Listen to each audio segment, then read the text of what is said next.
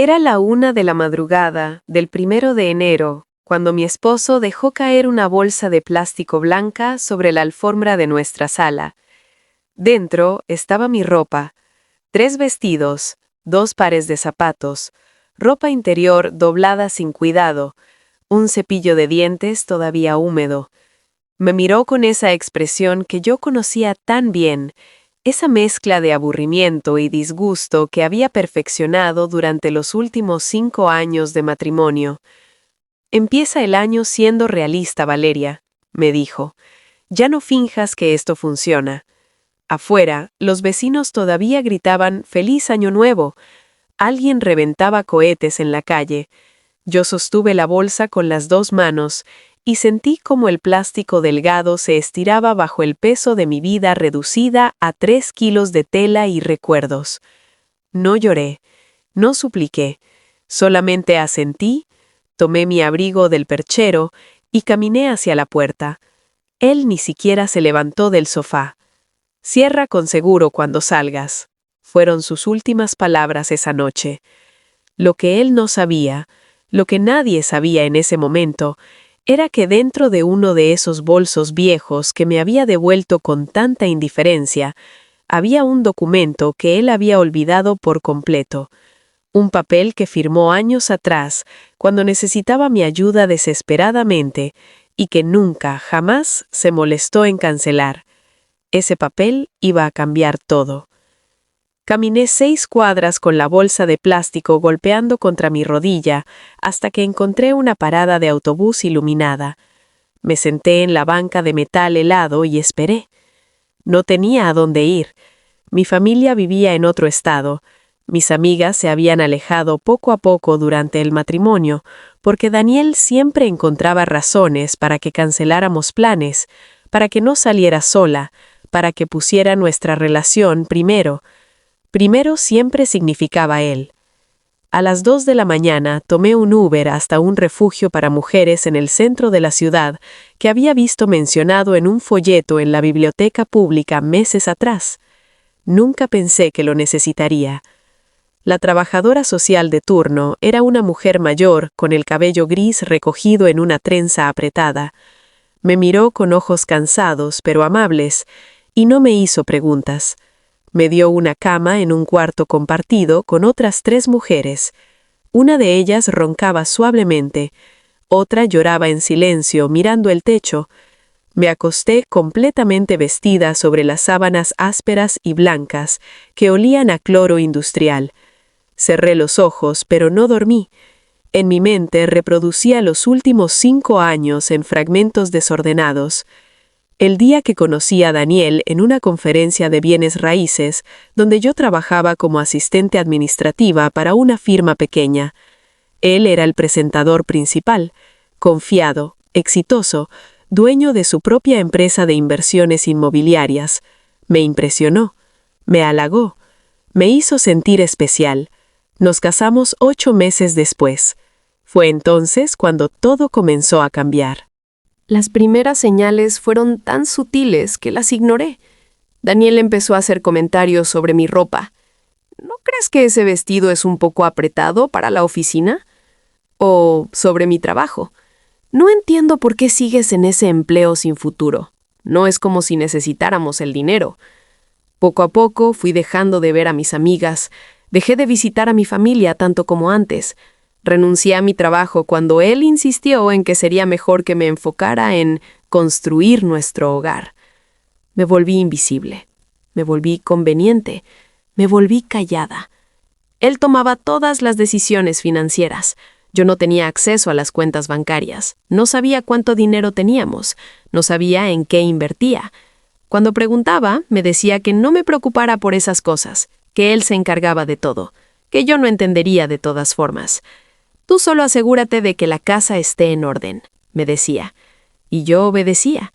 Durante 5 años obedecí, hasta esa noche de Año Nuevo cuando finalmente me convirtió en basura que sacar de su casa. A la mañana siguiente, cuando el sol comenzó a filtrarse por las ventanas del refugio, me levanté y vacié la bolsa de plástico sobre mi cama. Necesitaba ver exactamente qué me había dado. Necesitaba inventario de mi nueva vida.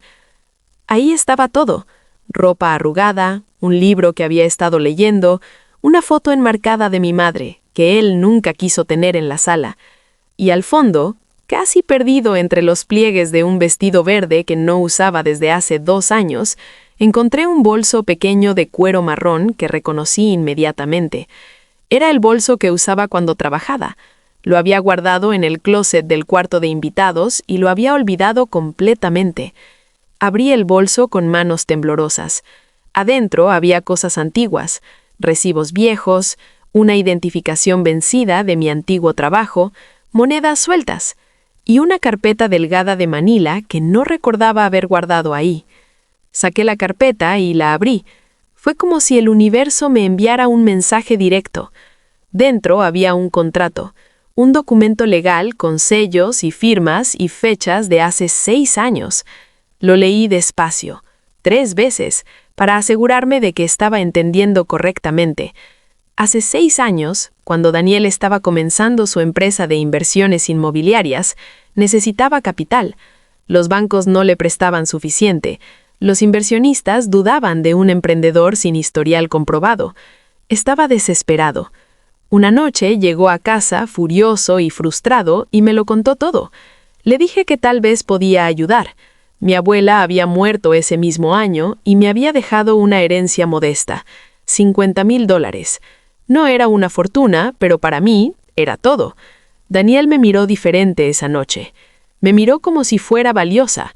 Me pidió el dinero. Me prometió que era una inversión, no un regalo. Me prometió que lo protegeríamos legalmente. Fuimos juntos a ver a un abogado, firmamos un contrato que establecía claramente que mi herencia se usaría como capital inicial para la empresa Daniel Méndez Investment Properties LLC, y que a cambio yo recibiría 40% de propiedad de la compañía. 40%. Firmamos, el abogado notarizó, me dio mi copia. La guardé en mi bolso de trabajo y nunca más pensé en ella porque confiaba en mi esposo, porque creía que estábamos construyendo algo juntos. Ese documento nunca fue cancelado, nunca fue modificado, nunca fue revocado. Durante 6 años, mientras Daniel construía su imperio inmobiliario, mientras compraba propiedades y las vendía con ganancia, mientras se volvía más arrogante y más cruel, mientras me trataba como empleada doméstica en lugar de esposa, yo seguía siendo legalmente dueña del 40% de su empresa. Y él lo había olvidado por completo. Me senté en esa cama del refugio con el contrato en mis manos y por primera vez en meses sentí algo diferente a tristeza. Sentí claridad. Sentí poder, sentí un propósito. No iba a llorar, no iba a rogar, no iba a volver arrastrándome. Iba a usar la única arma que tenía, la verdad legal que él había ignorado porque me consideraba demasiado insignificante para representar una amenaza. Guardé el contrato de vuelta en la carpeta, guardé la carpeta en el fondo de mi mochila y comencé a planear. Lo primero que hice fue buscar trabajo. No podía quedarme en el refugio para siempre y necesitaba ingresos propios antes de hacer cualquier movimiento legal. Encontré un empleo como recepcionista en un consultorio dental a 20 minutos en autobús del refugio. El pago era bajo, pero suficiente. Me dieron uniformes, así que no necesitaba gastar en ropa de trabajo. Empecé 3 días después de Año Nuevo. Lo segundo que hice fue buscar un abogado. No cualquier abogado. Necesitaba a alguien especializado en derecho corporativo y sociedades comerciales. Alguien que entendiera exactamente qué significaba ese contrato de 6 años atrás. Encontré a una mujer llamada Patricia Salazar, que ofrecía consulta inicial gratuita. Fui a verla un sábado por la mañana. Su oficina estaba en un edificio modesto pero profesional, cerca del distrito financiero. Patricia era una mujer de unos 50 años, con lentes de marco grueso y una manera directa de hablar que me gustó inmediatamente. Le mostré el contrato. Lo leyó en silencio durante 5 minutos completos. Cuando terminó, levantó la vista y me miró con una expresión seria. «Este documento es legalmente vinculante», me dijo. «Según esto, usted es dueña del 40% de la empresa de su esposo. ¿Él está al tanto de que usted conserva esta copia?» «No», respondí. «Creo que olvidó que existía». Patricia asintió lentamente. «Eso nos da ventaja. Dígame, ¿qué quiere hacer con esta información?» Fue una buena pregunta. No estaba segura. No quería venganza exactamente. No quería destruirlo por destruirlo, pero tampoco iba a dejar que me tratara como basura y saliera impune. Quiero lo que me corresponde, le dije finalmente. Quiero lo que es mío por derecho. Patricia sonrió. Entonces, vamos a pelear por ello. Me explicó el proceso. Primero necesitábamos verificar que el contrato nunca había sido anulado o modificado. Luego, necesitábamos hacer un análisis completo de las finanzas de la empresa para determinar su valor actual. Después, presentaríamos una demanda civil exigiendo reconocimiento formal de mi propiedad y acceso a todos los registros corporativos. ¿Cuánto tiempo tomará?, pregunté.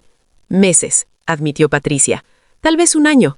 Estas cosas no son rápidas, pero si el contrato es sólido y él no tiene manera de probar que fue cancelado, tenemos muy buenas posibilidades.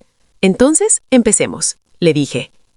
Durante los siguientes 3 meses trabajé en el consultorio dental durante el día y por las tardes me reunía con Patricia para revisar documentos. Ella contrató a un investigador privado para rastrear todas las propiedades y transacciones registradas bajo el nombre de la empresa de Daniel. Lo que descubrimos fue impresionante y perturbador. Daniel Méndez Investment Properties LLC había crecido significativamente en 6 años. Poseía 15 propiedades residenciales en diferentes vecindarios. Manejaba contratos de alquiler por valor de millones de dólares anuales. Tenía inversiones en desarrollo comercial y 2 proyectos nuevos en construcción. La empresa valía aproximadamente $7 millones. Mi 40% equivalía a $2.800.000, más de 50 veces lo que había invertido originalmente. Patricia presentó la demanda en marzo. Demanda civil contra Daniel Alejandro Méndez y Daniel Méndez Investment Properties LLC por reconocimiento de propiedad societaria y distribución de activos según contrato firmado y notarizado. Daniel recibió la notificación oficial una semana después. Sé exactamente cuándo la recibió porque me llamó esa misma tarde. Su número apareció en la pantalla de mi teléfono. Era la primera vez que intentaba contactarme desde la noche de Año Nuevo. Dejé que sonara 4 veces antes de contestar. ¿Qué es esto? Su voz sonaba tensa, enojada, confundida. Es una demanda legal, respondí con calma. Un documento que exige reconocimiento de mi propiedad en tu empresa. ¿De qué diablos estás hablando? No tienes nada que ver con mi empresa. 40%, Daniel. Revisa el contrato que firmamos hace 6 años. Hubo un silencio largo. Casi podía escuchar su cerebro trabajando, buscando en su memoria, tratando de recordar.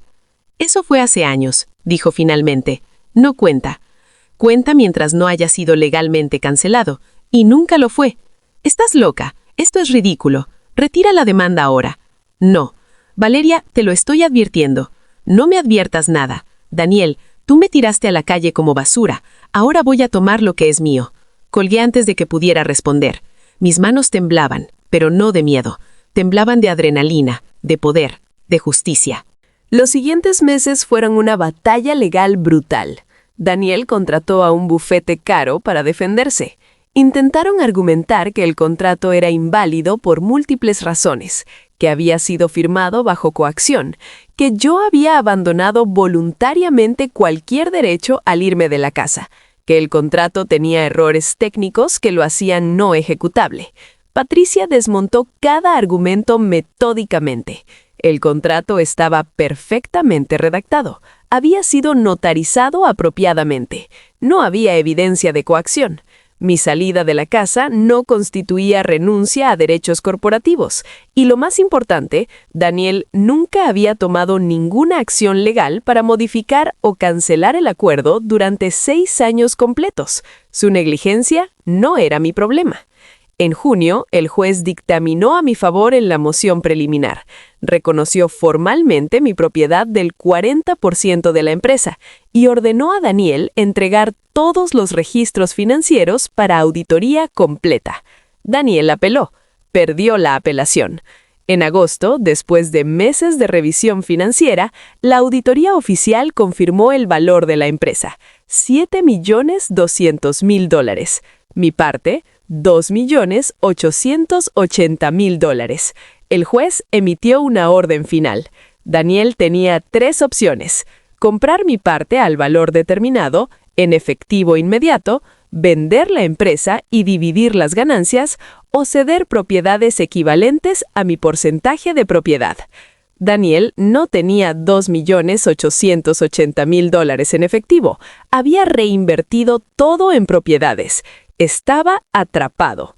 Intentó vender algunas propiedades rápidamente para reunir el dinero, pero el mercado estaba lento. Los compradores ofrecían menos de lo que necesitaba. Los bancos no le prestaban suficiente porque la empresa estaba bajo litigio legal. Todo su imperio cuidadosamente construido comenzó a desmoronarse. Mientras tanto, yo había encontrado un apartamento pequeño, nada lujoso, pero mío. Trabajaba, ahorraba, esperaba.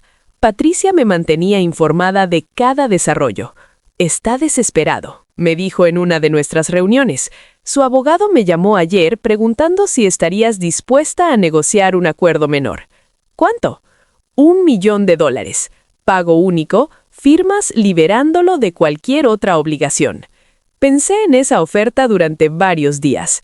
$1 millón era mucho dinero, más de lo que jamás había tenido. Podría empezar completamente de nuevo, pero también era menos de la mitad de lo que legalmente me correspondía. Era Daniel intentando manipularme una vez más, esperando que aceptara menos porque siempre había aceptado menos. «No», le dije a Patricia, «quiero lo que es mío, nada menos». En septiembre, Daniel tuvo que vender la casa. Nuestra casa, la casa donde había vivido durante 5 años, la casa de la cual me había echado con una bolsa de plástico. La vendió por menos de su valor porque necesitaba liquidez urgente. Aún así, no fue suficiente. En octubre tuvo que vender 4 propiedades de alquiler más. Sus inversionistas comenzaron a retirarse. Los contratos nuevos fueron cancelados. Su reputación en la comunidad de bienes raíces se dañó severamente. La gente hablaba. Un hombre que no pudo mantener el control de su propia empresa. Un hombre que perdió todo por subestimar a su esposa. En noviembre, 11 meses después de haberme tirado a la calle, Daniel apareció en mi apartamento. No sé cómo consiguió mi dirección. Tocó la puerta un domingo por la tarde. Cuando abrí, me sorprendió ver qué tan diferente lucía. Había perdido peso, tenía ojeras profundas. Su ropa cara ya no le quedaba tan bien. Parecía pequeño. «Daniela», comenzó, «esto tiene que terminar. Estás destruyendo todo lo que construí». «Todo lo que construimos», lo corregí suavemente. «Con mi dinero, con mi inversión, que tú olvidaste convenientemente. Fue hace años. Y nunca me lo devolviste. Nunca me compensaste. Nunca me reconociste como socia. Me trataste como sirvienta». Él cerró los ojos. «Cometí errores. Me echaste de nuestra casa en Año Nuevo con una bolsa de plástico, Daniel. No fueron errores, fueron decisiones». Estaba enojado, frustrado. Las cosas no estaban bien entre nosotros. Porque tú hiciste que no estuvieran bien, porque me quitaste mi voz, mi independencia, mi dignidad poco a poco hasta que no quedara nada de mí. Él se pasó las manos por el cabello. «¿Qué quieres? Dime qué quieres y terminaremos esto». «Quiero mis $2.880.000, lo que el juez determinó que es mío. No tengo eso. Tuve que vender casi todo y aún no llego a esa cantidad. Entonces, vende más. No queda nada que vender sin perder completamente la empresa». Lo miré directamente a los ojos. «Entonces, pierde la empresa». Su rostro palideció. «No puedes estar hablando en serio». «Completamente en serio. Valeria, esa empresa es mi nombre, es mi identidad, es todo lo que soy. Debiste pensar en eso antes de tratarme como basura». Se levantó bruscamente. «Esto es venganza.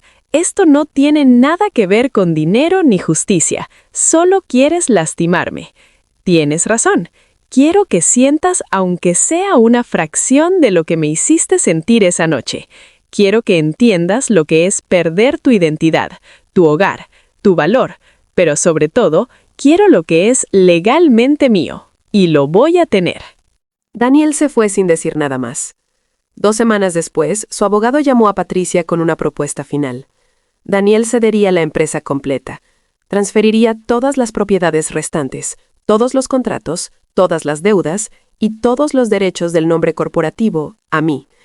A cambio, él quedaría liberado de todas las obligaciones financieras relacionadas con la demanda. Era rendición completa. Patricia me recomendó aceptar. Las propiedades y contratos valen más de lo que te debe, explicó. Tendrías que administrarlos o vender gradualmente, pero a largo plazo saldrías ganando más que con el pago directo. ¿Y él?, pregunté. ¿Qué le queda? Nada de esto. Tendría que empezar completamente de cero, sin la empresa, sin las propiedades, sin el nombre que construyó. Era perfecto. Era poético. Era exactamente lo que merecía. Acepto, le dije. La transferencia oficial se completó en diciembre, un año después de esa noche de Año Nuevo. Daniel Méndez Investment Properties, LLC, dejó de existir con ese nombre. Se convirtió en Valeria Torres Properties, LLC. Todas las propiedades fueron transferidas legalmente a mi nombre. Todos los contratos, todos los derechos. Yo, que había dormido en un refugio con una bolsa de plástico conteniendo toda mi vida, ahora era dueña de un imperio inmobiliario valuado en millones de dólares. Contraté a un administrador profesional para manejar las operaciones diarias. Contraté a Patricia como mi abogada corporativa permanente. Lentamente comencé a aprender el negocio que irónicamente había ayudado a fundar, pero del cual había sido completamente excluida. Daniel desapareció de los círculos de bienes raíces. Escuché rumores de que se había mudado a otro estado, que estaba trabajando en ventas para otra compañía, que estaba intentando reconstruir desde cero. Nunca más intentó contactarme. En febrero del año siguiente, casi 14 meses después de esa noche de Año Nuevo, recibí los papeles de divorcio firmados. Breve, limpio, sin drama. Firmé sin leer 2 veces. Ya no éramos nada el uno para el otro. Un día de marzo, exactamente 15 meses después de haberme entregado esa bolsa de plástico, visité la casa que habíamos compartido. La nueva familia que la había comprado estaba haciendo renovaciones. La estaban pintando de amarillo brillante. Los niños jugaban en el jardín delantero. Me quedé parada en la acera por unos minutos, observando.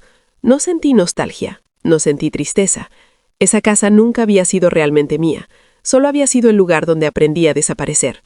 Mi apartamento pequeño, con muebles de segunda mano, era más hogar que ese lugar jamás había sido. Recibí un mensaje de texto inesperado en abril. Era de Daniel. Solo decía, ¿estás feliz ahora?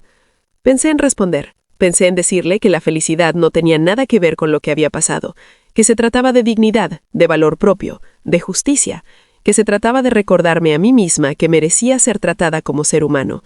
Pero no respondí. No le debía explicaciones. No le debía mi tiempo ni mi energía emocional. Ya le había quitado suficiente de mi vida. En cambio, borré el mensaje y continué con mi día. Vendí 3 de las propiedades que había adquirido durante el verano. Usé parte del dinero para crear un fondo de apoyo para mujeres dejando relaciones abusivas. Contribuí al refugio donde había dormido esa primera noche. Doné a organizaciones que ofrecen asesoría legal gratuita para mujeres en situaciones similares. El resto lo reinvertí en el negocio. La empresa creció. Me convertí en lo que Daniel había pretendido ser, una inversionista inmobiliaria exitosa y respetada. Pero lo hice diferente. Traté a mis empleados con respeto. Pagué salarios justos, creé oportunidades para otras mujeres en la industria, construí algo de lo cual podía estar orgullosa. Ahora, 2 años después de esa noche de Año Nuevo, miro hacia atrás y veo claramente el camino que recorrí. Desde esa banca helada en la parada de autobús hasta aquí, desde esa bolsa de plástico hasta un portafolio de propiedades, desde sentirme invisible hasta reclamar mi nombre completo, mi identidad, mi poder. La gente me pregunta a veces si planeé todo esto, si sabía desde el principio que iba a quitarle todo. La respuesta honesta es no. Cuando encontré ese contrato en mi bolso viejo, no tenía un plan maestro de venganza, solo tenía un documento legal y la certeza de que merecía algo mejor que ser tratada como basura. El resto se desarrolló paso a paso, decisión por decisión. No fue venganza, fue justicia, fue recuperación, fue recordarme a mí misma que tengo valor, que siempre tuve valor, incluso cuando alguien que prometió amarme intentó convencerme de lo contrario. Daniel perdió su empresa porque la construyó sobre mi dinero y luego olvidó que yo existía. Perdió su casa porque necesitaba liquidez para intentar mantener lo que nunca fue solo suyo. Perdió su apellido corporativo porque ese apellido representaba un imperio que yo ayudé a crear. Y lo más importante, perdió su poder sobre mí. Ese fue su mayor error. Pensó que al echarme de la casa con una bolsa de plástico en Año Nuevo me estaba descartando. Pensó que yo era tan insignificante, tan olvidable, tan carente de recursos que simplemente desaparecería. No consideró que yo podría pelear, que yo podría recordar, que yo podría ganar. Esa noche de Año Nuevo, cuando caminé por esas 6 cuadras con mi vida entera en una bolsa de plástico, me sentí más pequeña de lo que jamás me había sentido. Pero también, sin saberlo entonces, estaba dando el primer paso hacia convertirme en la persona más fuerte que jamás había sido. A todas las mujeres que están leyendo esto, que han sido subestimadas, descartadas, tratadas como si no importaran, ustedes importan. Su valor no lo determina quien no supo verlo. Su fuerza no desaparece porque alguien intentó robarla. Guarden sus documentos, conozcan sus derechos, recuerden que la paciencia no es debilidad, y sepan que el momento correcto para reclamar lo que es suyo siempre llega. Para mí, llegó dentro de un bolso viejo que mi esposo arrogante arrojó en una bolsa de plástico, pensando que era basura sin valor. Resultó ser la llave de mi libertad. A veces la justicia no llega rápido. A veces toma meses o años. A veces tienes que dormir en refugios y trabajar empleos humildes mientras reconstruyes desde cero. Pero llega. Y cuando llega es más dulce que cualquier venganza, porque no se trata de lastimar a alguien más. Se trata de finalmente recuperarte a ti misma. Hoy vivo en un penthouse que compré con mi propio dinero. Manejo una empresa que lleva mi nombre. Tengo empleados que me respetan y clientes que confían en mí. Tengo una cuenta bancaria que solo yo controlo. Tengo amistades que recuperé y nuevas conexiones que construí. Tengo mi voz de vuelta. Tengo mi identidad de vuelta. Tengo mi vida de vuelta.